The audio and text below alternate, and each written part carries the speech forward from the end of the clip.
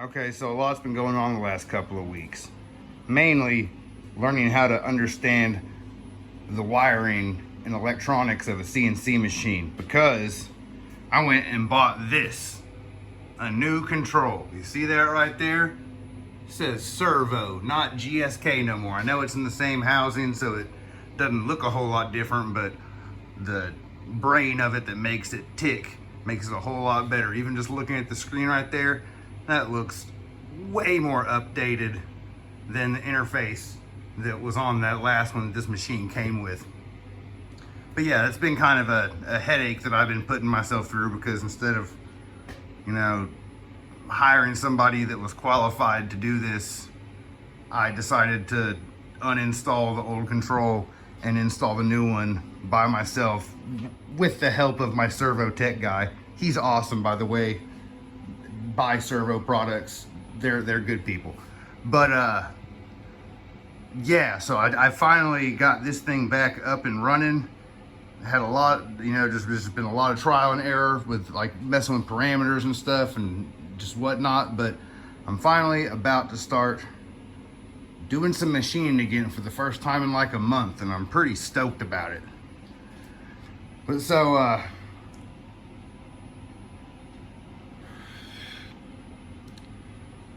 since there's still quite a bit I've got to learn about this control, although a lot of the buttons on it are the same. There's a few new ones, but the main reason I wanted this one is because this had the feature of having conversational programming, which the GSK didn't have. Also, the GSK just sucked. But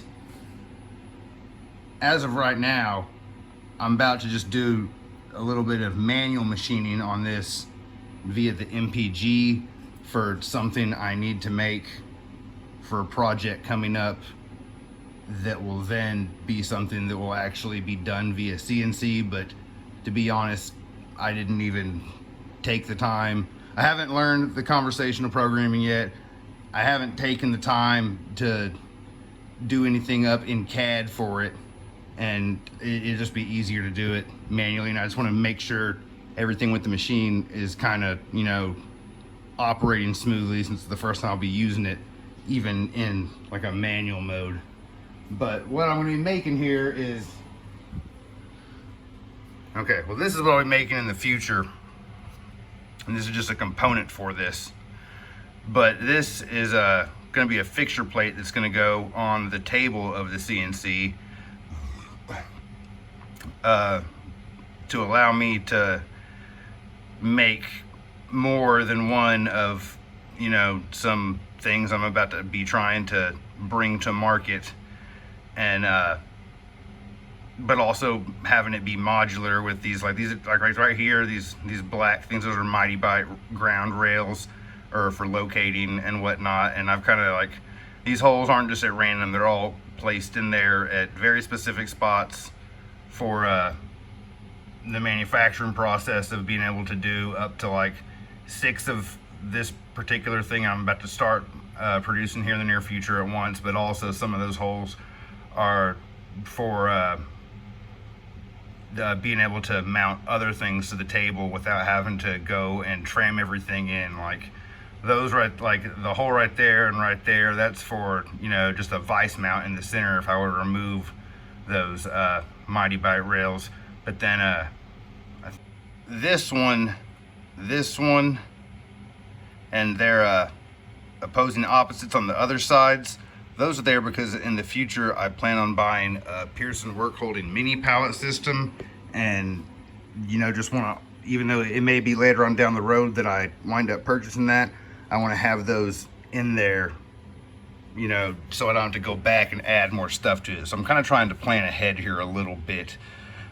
I've also got a bunch of other ideas for, I'm probably going to wind up adding some stuff on here, whether it's directly on the fixture plate, that'll allow me to have like Saunders Machine Works mod vise type deal on there. I don't know which one I'm going to go with yet, but I've been looking at them, or considering options of being able to put the mod vices on the pallets for the Pearson work holding mini pallet system if I go with that first, or I've really been toying around with the idea of even just using these locating rails and creating my own pallets that I could locate and put on like 3 of them on there, like one there, like basically have 3 and use those rails right there to locate them in, and on each of those pallets have something like a vise or one of the Saunders mod vices or some other kind of fixturing until I get around to getting the Pearson work holding system, because honestly, like I feel like with the height ratio of those, I'd like to be able to save up enough money to get like 3 of them right there instead of doing just one in the middle and then having to have other things going on to the left and right of it.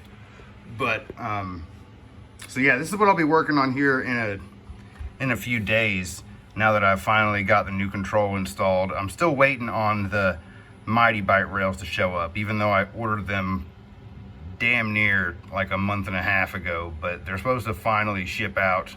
I guess they had to be direct shipped from the manufacturer, and there was some delays because I ordered it from a third source. But they should be shipping out on Friday, so by this time next week they should be here. And I'm hoping to have this whole project done by the time they show up. But I've only got over here for this size table, I've only got 2 T-slot nuts for this vise in there. The rest of the ones I have are for the table on the old manual mill, which is, you know, different specs. And I'm gonna need 3 more to hold this fixture plate down. So I figured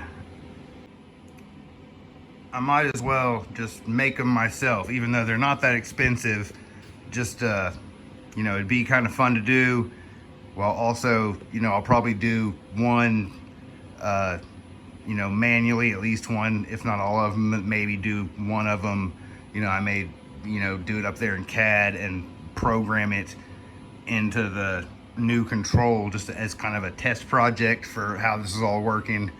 And yeah, I mean, it's not going to save me money compared to time, but it just, you know, it'll help me out in the long run, I feel like, and be fun.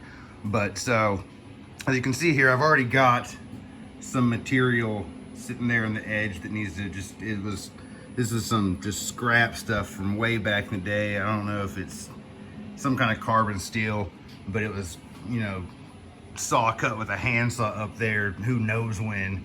And so yeah, I've already went through and got that all set up, and this is just gonna be me doing some manual machining via MPG on this one. But like I said, I'll probably wind up doing the rest of them with you know, CAD and camming it up, and you know, record that as well for everyone to be able to see. But this is kind of just to make sure everything with the machine is, you know, going right and there's no weird little hiccups that are going on. Because also one thing I forgot to mention was this new control came with a DRO function, which the old one didn't have, which basically means that, like, the DRO that's on that machine, there's a setting on this now that, because before, since these have the servo motors there on the X and Y axis, and that one for the Z, but on the GSK there was no way to disable the servos to where you could just use it like a manual machine, because those servos, when the machine was on, are always applying tension to the ball screws. And so the servo Orion actually comes with a way to disable the servos temporarily, and you can actually be able to use the handles to, you know, do some manual machining if for some reason you absolutely had to. Whereas before, the only time that the manual handles would turn was if the whole machine was powered down, which then how the hell's the spindle gonna spin in the first place? But yeah, so that's kind of the game plan. I'll just you know, get a little bit of footage of making this first T-nut here, just to kind of, you know, get back in the game and see where we go from there. Also note that in the future, once I get more acquainted with new servo control, I will be putting a video out there that kind of, you know, sharing some of the differences between that and the old GSK that I had. Basically all the reasons why it's better than the GSK. It's just going to take me a little bit of time to get acquainted with this one, because as you can see right there, like, that's the freaking manual for it. Like, God, that's a lot of information. But yeah, I do plan on trying to put that knowledge out there once I've kind of soaked it all up myself, because like I've said in previous videos, it was a mistake, you know, buying my first machine with the GSK control on it, and I'm glad to have got rid of that thing and finally got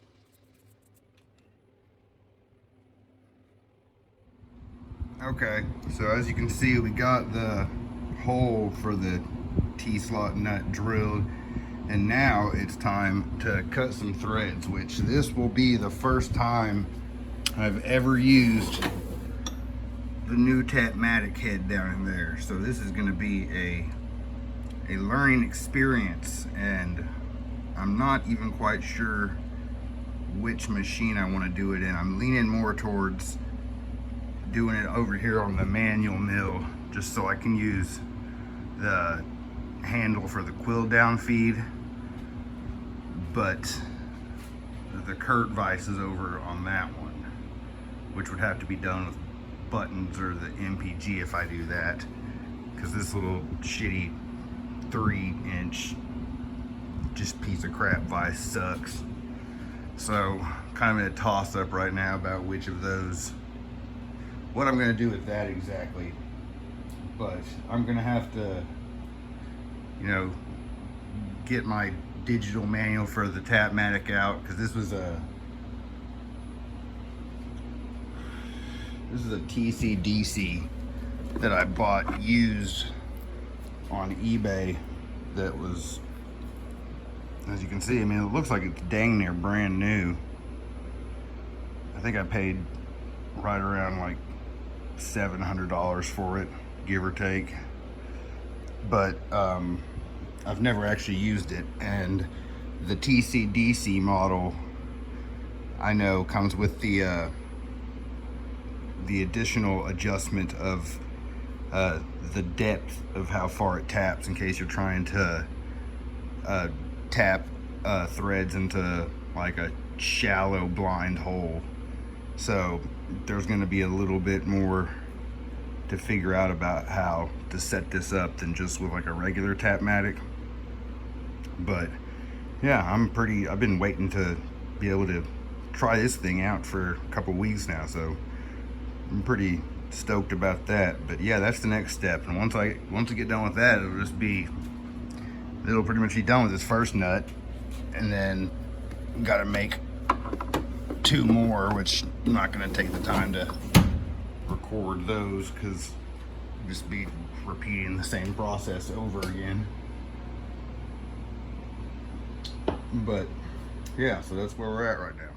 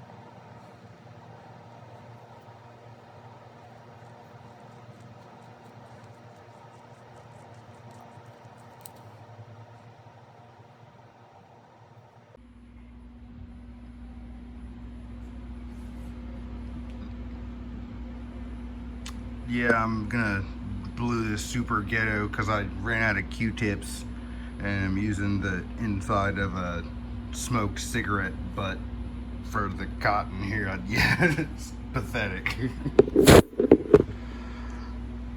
But it'll work.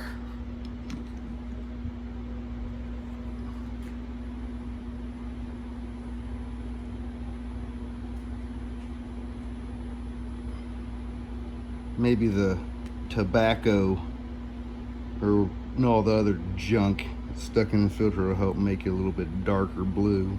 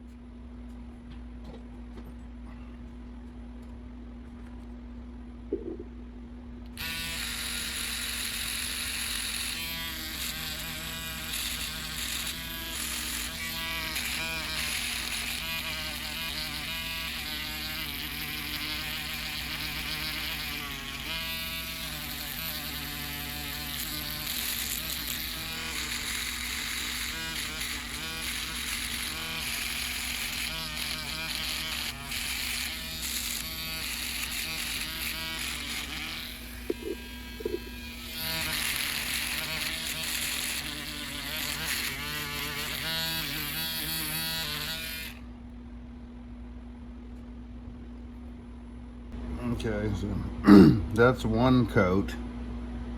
I maybe could have let it, that probably still had some kind of oily residue right there in that spot, and I probably could have let it sit on there a little bit longer before rinsing it, but I'll wind up doing this a few times to get it to the color I want it to be.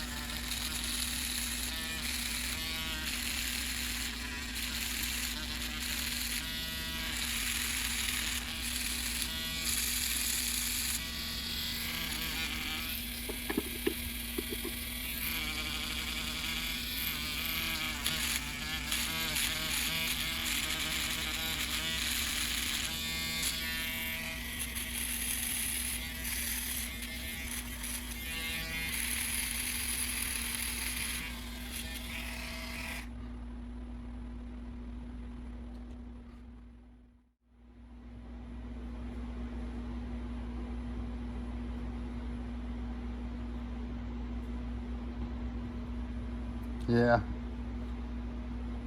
I mean, it's better than being completely bare, but this cold blue sucks. You gotta wind up doing this probably like half a dozen times to get it halfway decent looking. Like here, I can show you something else I did the other day that looks a little bit better, but still not as good as it could be if it was a not cold blue. But okay, so here's like 2 coats so far, and then if you can see, compared to that black piece right there, that's probably got anywhere between 6 to 10 coats on that. And I mean, you can still see it's kind of splotchy, which I guess technically, it kind of mimics the whole case hardened look of the firearms industry that was popular back in like the 1800s on Henrys and stuff like that. Maybe that's kind of what it was designed for, since it's a firearm related product. But I'm just trying to find a quick way to turn this thing black, so it just, even if it rusts, I can't tell.